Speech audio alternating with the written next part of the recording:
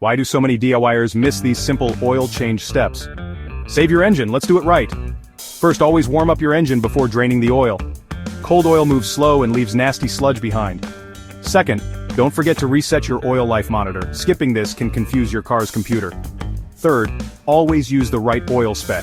It's not just about thickness, check your manual for the right additives. Bonus tip, clean your oil cap and dipstick tube, or you'll push dirt into your fresh oil. Follow No Money Garage, I'll help you keep your ride running strong.